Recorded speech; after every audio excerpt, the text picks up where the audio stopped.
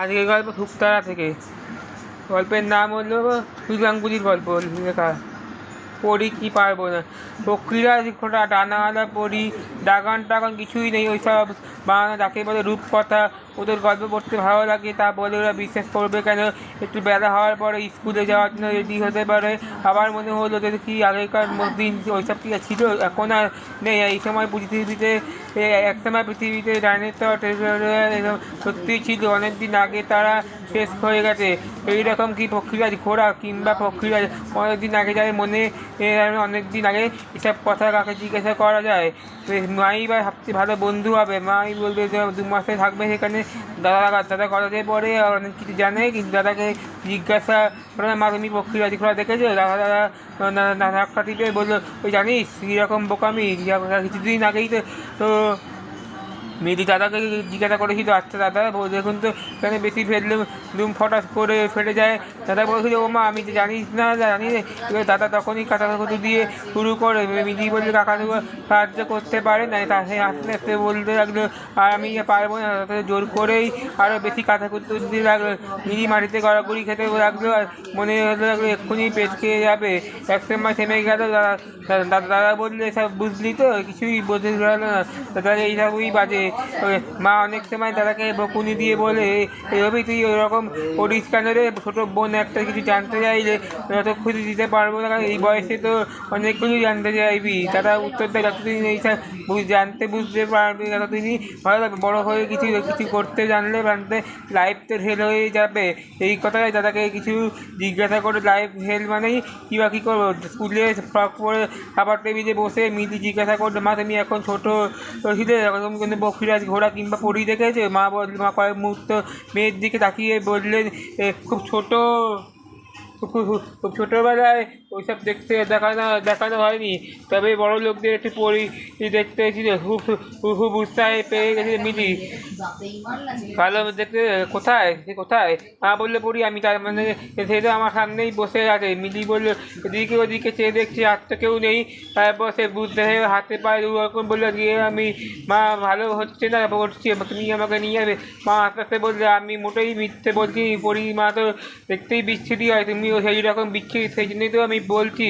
তার মানে তুমি মায়ের কাছ থেকে কিছুই জানো না? মিলিকে আর কেউ পরির মতন দেখতে পায় না বলে, যদিও তার গায়ের রং হলুদ ফর্সা। নতুন কেউ এসে এই মেয়েটাকে বুঝতে পুতুলের মতনই ফুটফুটে এইসব কথা শুনতে লাগলে করে পুতুল সে মানুষ পুতুল হবে কেন? সে ইচ্ছা করে আর গায়ে রং ফর্সা হয়নি, ইচ্ছা করলেই কালো হওয়া যায় না। পুজোর ছুটিতে বললেই আমাকে দিল্লি চলে আসতে বলে ফোন করে। তিনি কলকাতায় আসতে পরে সবাইকে নিয়ে এদিকে বেরোবেন। দাদা বললো আমি পারবো না, সে তো বন্ধুদের সঙ্গে বেরোতে যাবে। সে আগেই ঠিক করে রেখেছিল। মায়ের সঙ্গে মিলিয়ে একদিন রাজধানী এক্সপ্রেসে চেপে বসলো।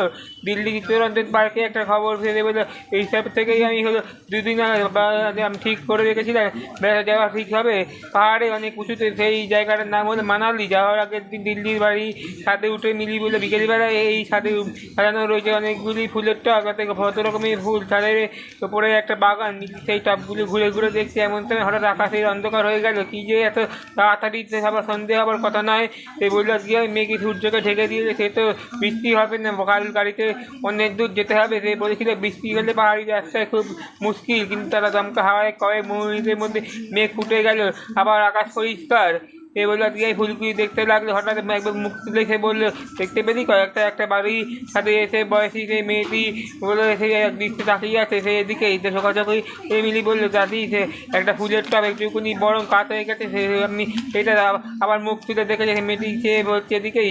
সে বললো হাসলো। সে বললো মিলি বললো আমি তো দিল্লি লক্ষ্য করেছি, বাংলাতেই বলো। এসে বাংলাতে জিজ্ঞাসা করবে তোমার নাম কি? মেয়েটি চিন্তা করে বললো নিজের নাম বলবে না আর ভাবছি দিল্লিতে কেউ করুক না করুক জিজ্ঞাসা তো করবে না। মেয়েটি থাকলে বাংলাতেই বললো আমার নাম হলো লিমি, তোমার নাম কি? মিলি বললো আমার জানলে অনেক হি করে হাসতে লাগলো। মিলি বললো অবাক হয়ে গেল, হাসতে কেন? নামটা খারাপ। মেয়েটি মাথা ঝাঁকিয়ে বললো না রে তোমার নামটা বেশি ভালো, আমি তোমাকে উল্টে দিয়েছে, তোমার নাম হয়ে গেল যায় উল্টে দিই। মিলি বললো নিজের নাম কি সেটাকেও রেডি করে রাখো, মার সঙ্গে কথা বলে নাও। সে বদলে যায়। সে বললো কিছু বলার আগে নিচ থেকে মা নেমে 2বার ধাক্কা মারলো। সেই হাত থেকে দরজার কাছে গিয়ে এসে বসলো। আমি একটু পরে মা হাসি এক্ষুনি আয় দেখে এসেছে, বললো আমি এসেছি, আমি এক্ষুনি যাচ্ছি মা, যাচ্ছি তোমার সঙ্গে পরে কথা বলবো। মেয়েটি মুখখানা স্নান হয়ে গেল, সে আপন মনে মা আমার তো মাই নেই, সে আসলে মনটা একটু খারাপ হয়ে গেল। এবার করুক না কেন তা তো ভেবতে যাবেন না, কিন্তু সে কথা বললে যাবেন মা আবার ডাকছে, সে নেমে গেল। ঋতুমাসি বললে দিল্লিতে, সে দিল্লি দেখতে যাবে। ঋতুমাসি বললে 1 বছর যান কলকাতায়, তাকে মিলিয়ে রাখছে, তুমি আমাকে বিস্তৃত আসো, তুমি আমাকে সব হইচই করতে ভালো লাগে, খুব লম্বা চওড়া চেহারা, লম্বা চওড়া নিজের মাথা বলতে মিলি, আমি তো আমাকে গিল গিল করে এবার তুমি কোথায় ছিলে, হি হি ছি। সে বললে দেখ পদ্মে পদ্মে লিখে দাদাকে বলে মিলিয়ে দিলে উত্তর দিতে পারতো, সে মিলিয়ে পারে না। একবার তার আগে তুই আমার বলে আমার ভাগ্নির নামটা হবে রবি, সে তো আর হবে না, মস্ত বড় কবি হবে, জিলিপি দিয়ে কাঁচকলা খাওয়ানোই হচ্ছে হবে ছবি। সে বললো কি আমি কী বলছিলি, আমাদের কাছে আমার মহাভারতের ক্ষেত্রে এসেছে, সেইবার আমাদের কোনো মাঝে মাঝে সে তেড়ে ফুড়ে গেছে, গান কলিগাড়ি মাছ খাওয়াচ্ছে। এই ছড়াটা মনে হচ্ছে মিলিতে খাবার হচ্ছে না। যাই হোক অনেক রাত পর্যন্ত গরু টরু হচ্ছে, খুব ভোরে উঠে বেরোতে হবে গাড়িতে। ড্রাইভারের পাশে মা মিলি পাশে নীতিমাসি দিয়ে বলে ট্রেনের জানলার আচ্ছা এমন ঘষাঘষি হয়ে বাইরে দেখে যায়, চলন্ত গাড়ি জানলা দিয়ে চোখে দেখতে পারে কি সুন্দর দৃশ্য লাগছে। প্রথম কয়েক ঘন্টা সামনে সেটা হয়ে গেল, তারপর আবার সেই রাস্তাটা হয়ে গেল পাহাড়ে, সেই ঘুরে ঘুরে রাস্তা দুপাশে চলতে লাগলো, কখনো জঙ্গল, কখনো ঝর্ণা বা নদী, কখনো প্রাণ ভয়ে দেখাচ্ছে সেসব অপূর্ব দৃশ্য। কিন্তু শনিবারে সব কিছু দেখার উপরে আছে। তুমি আমাকে বললো আজকে তোমাকে চলবো না, তুমি আমাকে হবে তুমি বললে আজকে আমি তোমাকে খুব খেতে ভালোবাসি, মা এনেছেন বাক্সে বাক্সে সন্দেশ আর কয়েকটা প্যাকেট বাদাম, তুমি আমার এনেছে অনেক অনেক চকলেটও আছে। হ্যাঁ কি রয়েছিল সবসময় এইসব ঠুকটুকি খাওয়া চলছিল। মাঝে মাঝে সে পাহাড়ি গ্রামে ঝুপুর চায়ের দোকানে থেকে গাড়ি থামতে লেগেছে। বললো দিদি তুমি একবার আমাকে দেরি হয়ে যাবে, পৌঁছতে হবে রাত্রির আগে। মা বললো আজকে আমি চা খেতে ইচ্ছা করছে না, আমি তো চা খাই। এই প্রথম রাত্রে কাটানো পরের দিনে মানালি সরকারি গেস্ট হাউসে হিসাব করা সেই বাংলায় বাড়িতে চমৎকার দিনখানা ঘর। সে বললো আজকে আমি বারান্দায় সে বসে আছি, মাঠের মাঝখানে সে দৌড় পার হয়ে গেল, জায়গাটায় থমকে গেল। সেই গভীর খাদ্য একটা গভীর জায়গায় প্রায় দেখাই যায় না। একবার সে পাপ ফসকে গেল, পড়ে গেল দেহাটা, আর খাঁচা খুঁজে বা ঘাসের উপরে সারি সারি পাহাড়, চূড়োয় বরফ ঢাকা।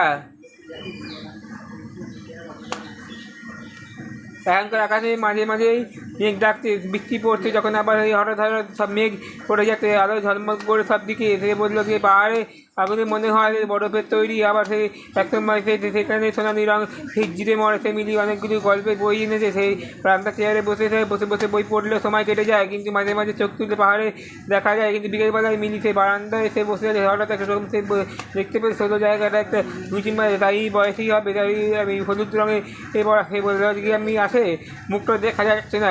সে বললো আজকে সে কোথা থেকে এলো, সে বড় বই মুখে করে বসে রইল সেদিন। গিয়ে আর হলুদ রঙে সে বলেছে, কিন্তু খালি পা মোজাও নেই, এখন দাঁড়ান শীতে খালি ঠান্ডা কেউ হাঁটতে পারে না, ও ঠান্ডা লেগে যাবে না। সে বলছে সেটাকে এই যে মেয়ে মুখে এবার চমকে হাওয়া লাগলো মিনিট। এবার মেয়েটা খুব চমকে চেনা দেখছে, কোথায় দেখেছে ঠিকগিরি। তারপরে সে মনে পড়বে যে দিল্লির পাশের বাড়িতে মেয়েটি এই মজার কথাটাই বলছিল। প্রথমে নিজের নাম বলেছিল মিলি, তারপরে বলেছিল আমার নাম উল্টে দি।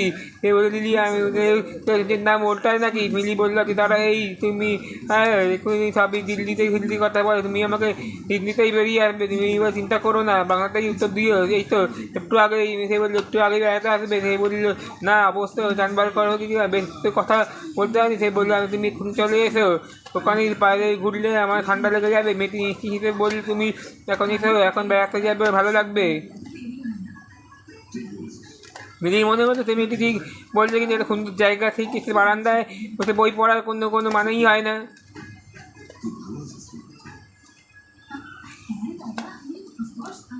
সে বললো একটা তাই বসে থাকো। সে তারপরে বললো ঠিক আমি দেখো জায়গাটা। এ বললো আজকে আমি সেই চট করে তুমি জুতো নিয়ে এসো। মেয়েটি কেমন করে আবার হাওয়া করে তাকিয়ে রইল সব দিকে। মিলি বললো এবার দেখো ও গায়ে সোয়েটারে অনেকখানি ছেঁড়া, সে একবারে পায়ে শিউর উঠলো। এই মেয়েটা কীরকম পাহাড়ের দেশে বেড়াতে এসেছে, একটা ভালো সোয়েটারও আনেনি। মিলি বললো আমি শিগগিরই মোজা আর জুতো পরে না, তারপর ভেতরে এসে আবার আমাকে একটা ওয়েটারে দেবে, তোমাকে তোমাকে দেবো। মেয়েটি বললো আমি চিন্তার ভাব। সে বললো আমি একটু আগে রাস্তায় দেখলাম তুমি একটা ছেলেকে মেয়েকে মাথায় করে কী যেন নিয়ে যাচ্ছে, তাদের গায়ে কী যেন কী বললো, কী যে মোজা কি জুতো পরা নেই, তার সোয়েটার ছেঁড়া। সে আমি তো ভাবলাম এক্ষুনি ওই সবাইকে ছেড়ে জামা দিয়ে খালি পায়ে করতে হয়। মিলি বললো আজকে আমি অদ্ভুত কথা বলছে, ওরা নিশ্চয়ই গরিব, জুতো মোজা পড়তেই হবে। মেয়েটি বললো গরিব? গরিব মানে কি? মিলি বললো গরিব মানে যাদের কোনো টাকা পয়সা কম। মেয়েটি বললো মুখস্থ করার মতনই বলতে লাগলো, গরিব মানে টাকা পয়সা কম, টাকা পয়সা কম মানে টাকা পয়সা কম মানে ওদের খালি টাকা অভ্যেস, এই তো হবে। তুমি তো চিনতে গরিব ছেলে মেয়েকে দেখানি, সেই উত্তর দিতে পারলো না। সেই জিজ্ঞাসা করলো তুমি তোমাকে সুদে জুতো মনে দিচ্ছ, ওদেরকে দাও না কেন?